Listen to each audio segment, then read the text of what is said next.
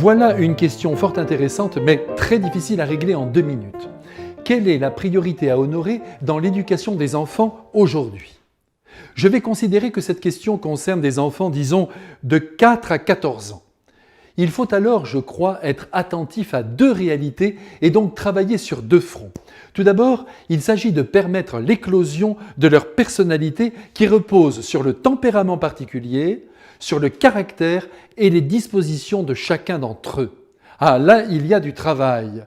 Rien ne doit rester en jachère. Ce qui doit être corrigé doit l'être, et ce qui doit être encouragé, plus encore.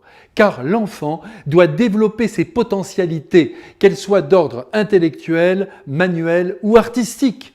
C'est dire que chaque enfant doit être entraîné dans son propre sillon à développer le meilleur de lui-même. Mais ce n'est pas tout.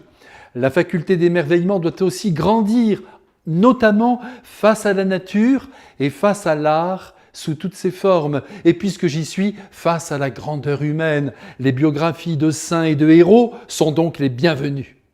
Il faut qu'en eux se déploient de grands idéaux. Voilà, si des passions aussi pouvaient également se lever dans leur vie, ce serait merveilleux. Et pas que les écrans et les téléphones portables. Enfin, et j'arrive à l'essentiel, il faut éduquer les enfants de manière à ce qu'ils sentent qu'ils ne sont pas le centre du monde, mais que le monde a besoin d'eux pour être plus beau, plus lumineux. Il faut arriver à ce qu'ils rêvent de changer ce qui dans l'univers est décevant. Cependant, dites-leur bien que l'amour démesuré de l'argent et la domination par le pouvoir sont 2 monstres qui mettent en péril la clarté du cœur humain en brouillant les relations entre les hommes.